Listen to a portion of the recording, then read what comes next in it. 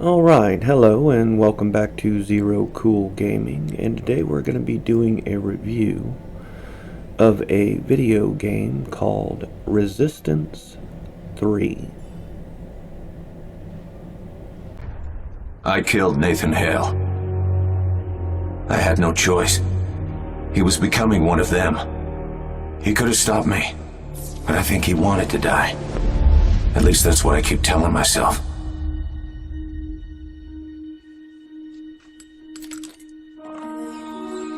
Even in death, Hale continued to fight. Dr. Malikov found a unique protein in Hale's blood. He isolated it, created a vaccine. Finally, a cure for the Chimera virus. We were all inoculated, saved again by Hale one last time. Hale was the hero, and I was the villain.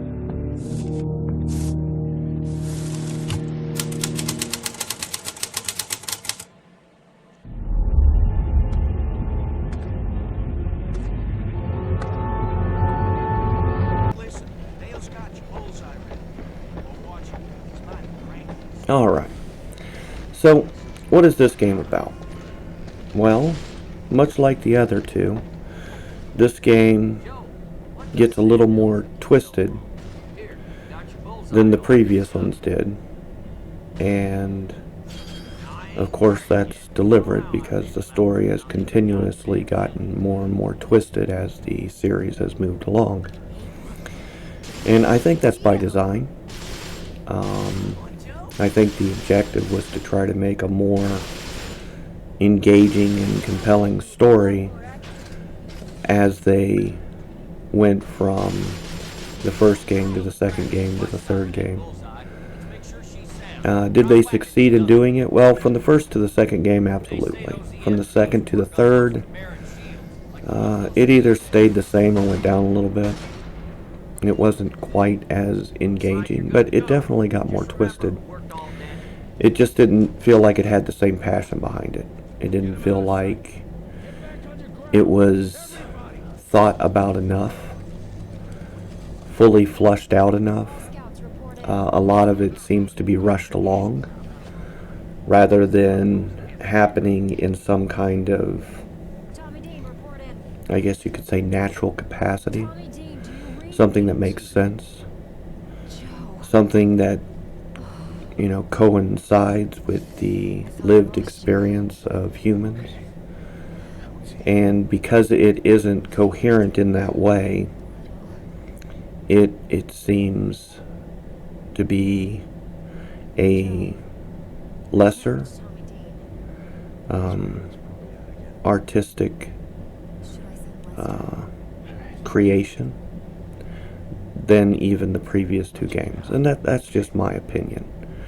It seems like the quality, not necessarily of the graphics, but of the storyline itself went down in this game rather than continuing to increase. And I don't know what caused that. Like I said, I don't really get into these games in that way. I just know that that's how I feel about it. So let's get into the game itself. The game starts out in much the same way that the second one did, with the ending of the second game giving you the beginning of this game. So at the end of the second game, the main character of the first two games gets shot by another military sergeant, I believe he is. And afterwards, they end up using the remains of the main character from the first two games to create an actual cure for the Chimera virus.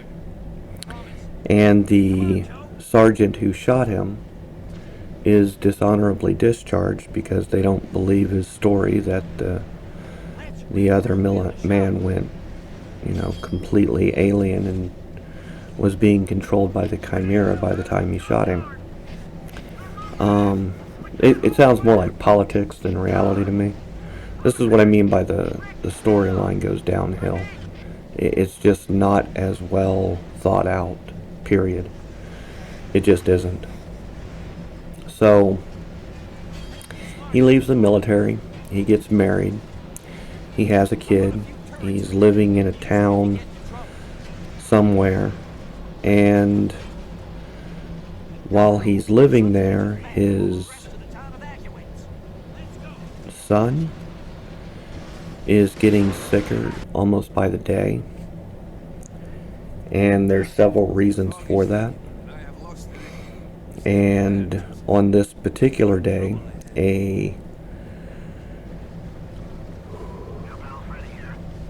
I wouldn't really call it a Chimera scouting party, more like a Chimera raiding party. They're looking for humans and any hidden settlements of humans. And they're passing through this particular town that he lives in. And of course they scramble and they prepare for the worst. And the worst ends up happening. They end up having to engage the Chimera, take out the foot soldiers, take out the armored soldiers, and then take out the mobile weapons platform that they had brought along with them. At the end of that, they see that there is a terraforming ship not far from the city itself, slowly making its way toward the city. And this isn't something that they can deal with because all they have is small arms fire. They might have a few grenades and, mines, some EMP mines, things like that, but essentially it all amounts to small arms fire. Nothing on the scale that would be needed to bring down a terraforming ship. And on top of the terraforming ship, of course, more drop ships come in, and we see the emergence of the much larger weapons platform, mobile weapons platforms, moving into the area. Slowly, but definitely on their way, and will arrive at some point. So they scramble to evacuate the city, get everybody into the tunnels, and hopefully to safety before the city itself is turned to rubble. While that's going on, a doctor from the second game, which is the only person known to be able to understand the types of encryption and security that the aliens use on their technology, shows up in the town to ask the main character in this game to be his protector as they make their way to New York. And the reason that they need to make their way to New York is because when they destroyed the Spire at the end of the second game, it caused a chain reaction which activated a tower in New York, and that tower opened a wormhole to another place in space, and now the coldness of space itself is being drawn into the planet and used as a way of terraforming the planet to be much colder than it currently is. And the doctor says that he thinks he knows a way to disable the tower and then destroy it to prevent the Chimera from destroying their entire planet. And they're doing a good job of doing that. At some point the game pans out to show you that there are terraforming ships all over the planet, creating giant winter storms to basically put the entire planet into a forever winter. And after the main character talks with his wife, and she tells him to go so that hopefully his son will have a life. They part ways, and he begins the journey toward New York with the doctor in an effort to protect him as they travel and make their way there in an effort to shut down this wormhole. Of course, on the way there, they run across many different types of alien creations, including a dead chimera, which is a giant water beast. They decided to go by water because going by land was going to be way too dangerous. There's just too many chimera everywhere to attempt a land traversal from where they are to New York. But of course, traversing the water isn't much better when you consider the size and danger of the kinds of chimera that may be in the water itself. But regardless, that's what they decide.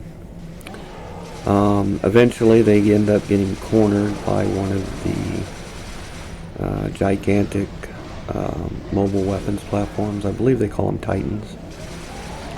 And they do their darndest to escape it, but their engines are overheating as a result. And you also, they're being constantly assaulted by the smaller chimera, foot soldiers and whatnot. They call them Grims in this one. I believe they called them something else in the last one. But they essentially amount to the same thing. And then you have some of the smaller technologies, the drones that they send out, and you gotta fight a bunch of those. And then eventually you start to realize that it's not just the individual chimera in that area, but more of them from the surrounding areas are starting to converge on that area where you're currently located to eliminate you or turn you. But it seems like elimination is their objective.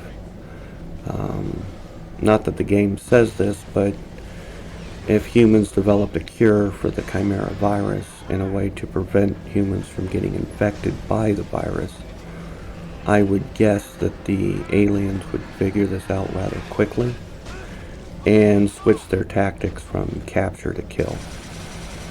I mean, that just seems reasonable.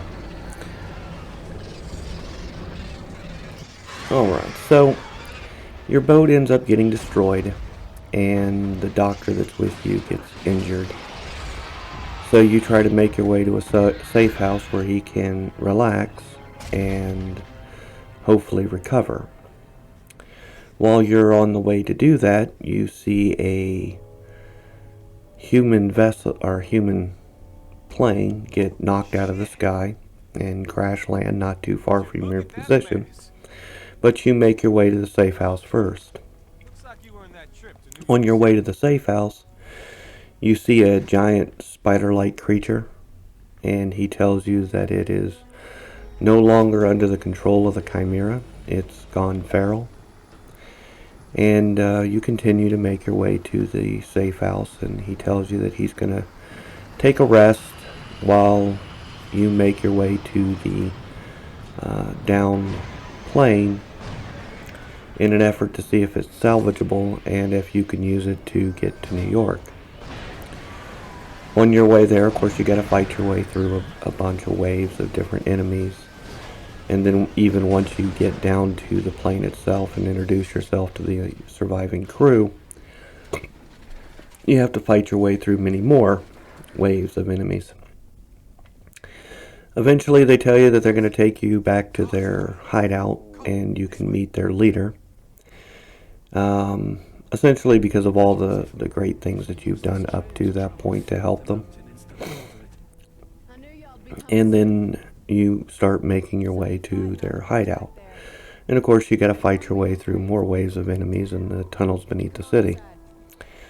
When you do finally make it to the base, you find that the doctor has been rescued by this group. And he tries to threaten you with penicillin to help fight the infection of the wound that he got, to get you to do what he wants.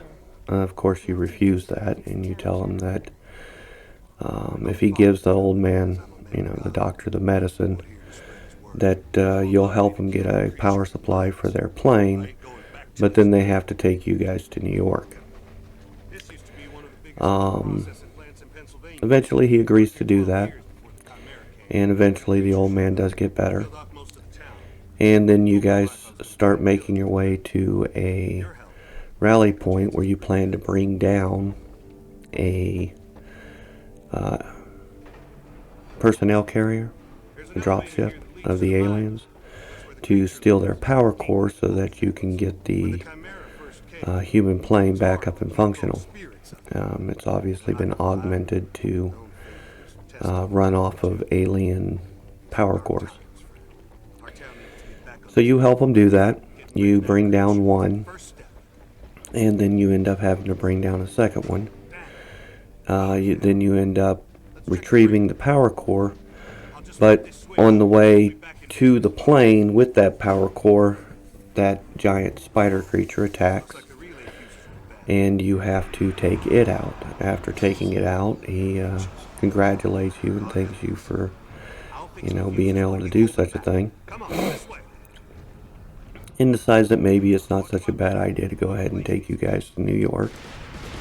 You fix the plane up, you put the power core in, and you start your way toward New York.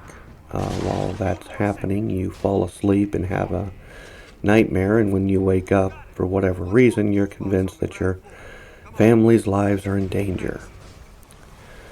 So you ask the leader of the group to head toward a town in Oklahoma to check on your family. And while that's happening, the plane gets attacked by another alien vessel, and you get knocked from the plane as a result. Shortly after the plane leaves the area, the doctor asks to be dropped off not too far from your current position, as he feels that you are really necessary for him to make it to New York, if he's going to make it there at all. So you fight your way through more waves of aliens. You come across some more cloaked aliens, but the cloaking in this game isn't as good as it was in previous games as far as how the actual cloaking itself functions. And you gotta make your way through those. And this time, rather than being kind of like brutes, this time they're cloak snipers. But regardless, you make your way through it, and as soon as you get through with that, you find yourself in a train yard. And the doctor thinks that it would be a good idea to try to find a functional train and use that to make the rest of the trip to New York, as it would be a lot faster than trying to get there by land. While you're looking for a functional train, you're stopped by a lady who says that they've been praying for your arrival, and she brings you into the town and tells you that her husband is capable of fixing the train, but he's been missing for a couple of days, and she wants you to go find him. And just before you leave to go do that for her, she also tells you that he might be hunting a creature that lives in the tunnels that's killed most of the town and turned most of the town into other chimera. So that sounds like fun. And eventually you fight your way through the town, and you make your way to her husband, who basically tells you the same thing. He's going to go kill the thing in the tunnels, and he's glad that you're there because he might have a better chance of doing so with you. As you make your way toward the elevator, you find that not only is the elevator not have any power to it, but the power supply itself is not functional either. So you help them to replace some fuses between the generators and the power needed to run the elevator. And as you're doing that, of course, things get more and more dangerous as more and more waves of enemies come at you. But eventually you do replace all of the fuses, and then of course you're going to have to head back and try to see if the elevator is actually functional. Now, this is what I meant by contrived, and this story seems very rushed and pushed along without any logical consensus within it. I mean, I just explained everything that happened, and none of it truly makes any sense. To be honest with you, none of it does. For several reasons, but there's no reason to going into any of that, because you can see how things are simply falling into place, not because of any legitimate reason, but just because the story says they should. There were better ways that they could have written this story, by just changing a few elements of the story and how things played out. Like the group that you're working with to fix the aircraft ends up agreeing to take you to New York after you kill the Widowmaker, the giant spider creature. Would make more sense than them just agreeing to do it beforehand. Let's see here.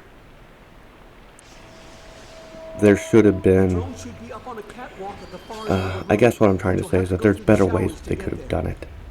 There's better ways that they could have told this story and still kept the same story, just altered it in a way that made more sense and would be more cohesive, rather than doing what they did. But regardless, I mean, this is the story we have to deal with, so this is the story we got, and this is the story that they decided to create. It's blatantly obvious that the writing style has gone down drastically. And the only thing that I can think that explains that is that it's a different writer. And the writer that they got to replace the person who did the writing in the first two is nowhere near the same quality of writer. Just period. He's not. Either that or a committee got involved and screwed it all up after he had written a really good story. I don't know what the reality is, but something went wrong, definitely. And it didn't go wrong in a good way. It went wrong in the worst ways possible, by making a story that is worse off for it, rather than making a story that could have been better and more entertaining had they put more effort into it. But anyway. Alright, so you make it back to the elevator and it's functional, and then you head down into the mines. When you get there, you're attacked by the giant worm-like chimera, and eventually you use propane tanks thrown into the mouth to kill it. And then you make your way back to the surface, and the preacher fixes the train and sends you on your way. While you're traveling to New York, a herd of Widowmakers is in your path, and they run right over the train. And right after that, you see a human running, begging for help, and he's cut down by other humans. And then you realize that those other humans are raiders, and they have every intention of killing everybody on board the train and taking whatever the train has to offer for themselves. You fight them off as good as you can for a while, but eventually one of the Widowmakers crashes into the train and derails it. You're stuck underneath a train set of wheels, and you can't get free. The doctor tries to free you, but he's knocked back and beaten and then beheaded by one of the raiders. And you're taken prisoner for sport, and you're taken back to an actual prison and thrown into like a gladiators game, where you fight different chimera and people eventually, winning the day, if you can call it that. And then one of the people amongst the raiders decides that he's going to help you to escape. And to do that, you need to disable 3 different chimera drones. And by doing so, you'll effectively remove the cloak that the prisoners have been using to protect this site from the notice of chimeras. Of course, you gotta fight your way through a bunch of humans to get that done. But eventually you disable all the drones. You end up killing the man in charge there at the prison. And the chimera attack the prison. After you escape the prison, and you continue to make your way toward New York, you eventually find a abandoned apartment with a record player, and you shut the record player off, and they happen to have a functional radio, so you speak into the darkness, basically your last will and testament, if you want to call it that, and prepare to make your way toward the tower. As you leave the apartment, of course you're assaulted by the chimera, but the aircraft shows up and picks you up and rescues you from that nightmare that you were getting ready to face. And the guy on board tells you that your family's okay, your son's okay. But there's no way you're going to get anywhere near that tower. It's too heavily guarded. And as you're starting to fly away, you look at one of the ships that are used for terraforming the planet. And you look over at the other person on the plane and you ask him, what do you think about trying to take over one of those terraforming ships and then destroying the power core and crashing it into the tower? And while although he thinks that's a crazy idea, those terraforming ships are huge. And if anything was going to be able to bring that tower down, that's probably what would do it. So you make a desperate flight toward the terraforming ship, and of course it's got plenty of guns to defend itself. But eventually you make it to an area where you can jump off the plane that you're on and make it to a area large enough for you to stand upon, and a door that's obviously malfunctioning because it keeps opening and closing. You make your way into the terraforming ship, and the plane finds a place much lower on the ship to actually land, and the other member, the leader of the resistance group that you had met earlier, enters the ship as well. And the two of you work together to open all the doors, get past the security, and eventually make your way to the power room. Once you're in the power room, you disable all the shielding and then shut down the power to the terraforming ship itself.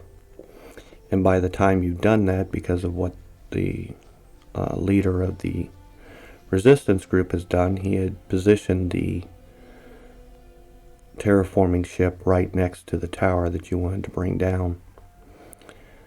Of course, as you try to get out of there, the place is destroying itself as it's crashing into the tower that's holding the black hole open, or not black hole, the wormhole.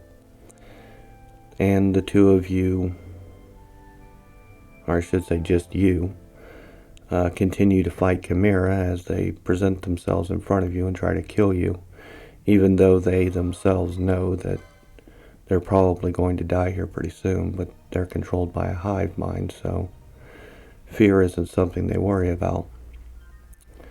Eventually you're knocked from the terraforming ship, and you fall toward the ground.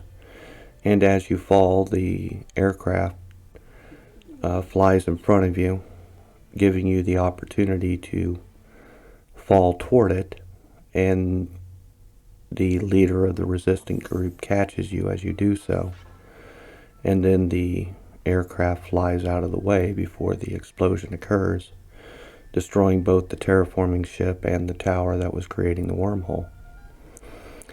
And then they fly you back to where your family is staying, and you get to see your wife and son, and you hear on the radio that the temperature of the planet is slowly rising again, rather than dropping as it was.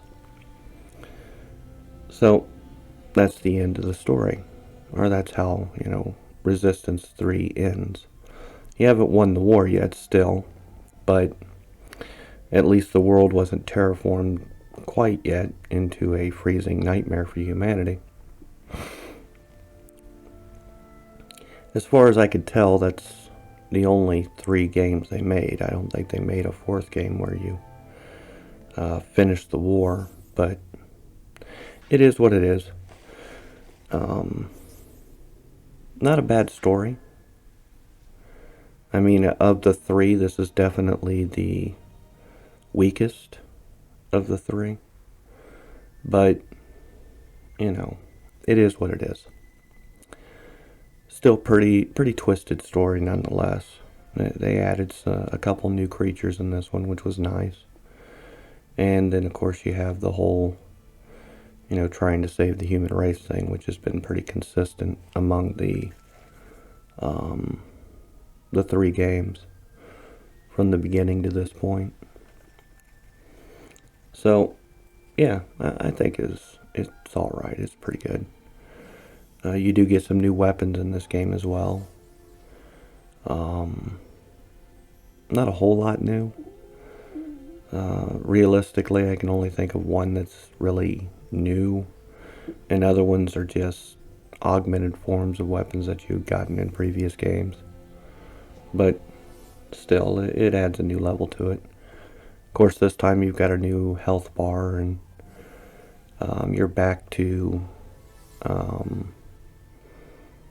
gaining health by collecting canisters that the aliens drop. And as far as your ammo, you usually collect that at ammo stations or at places where weapons have been stored. There is ammo out in the field as well, and you can usually collect ammo from dropped enemy weapons if they drop a weapon, and that's been pretty consistent through the whole game, or I should say all 3 episodes of the game. But it is what it is. It's not a horrible game. They did a little bit of changing stuff up on how you change weapons and stuff to that effect, but realistically, they're all relatively close to each other. They make a few improvements to make things faster, and they pause the game while you change out weapons so that you're not being slaughtered while you try to decide what you want to use next.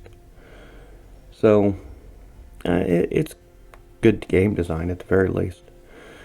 The only real complaint that I have is that, the story isn't as flushed out or consistent as the other 2 were. Not even close.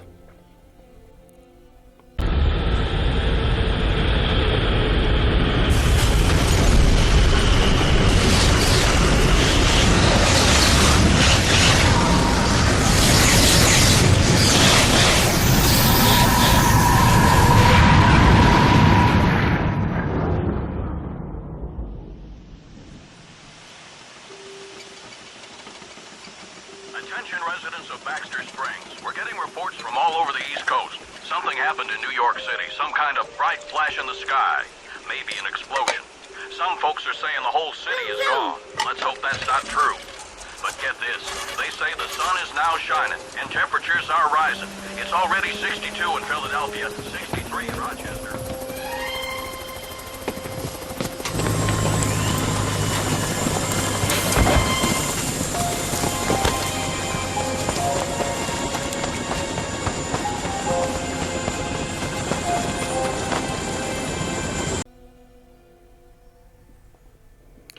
Anyway, that's my rant for the day. I hope that you enjoy the rest of yours. If you could hit the like, subscribe, rumble, follow buttons, all that does help. And I will talk to you later.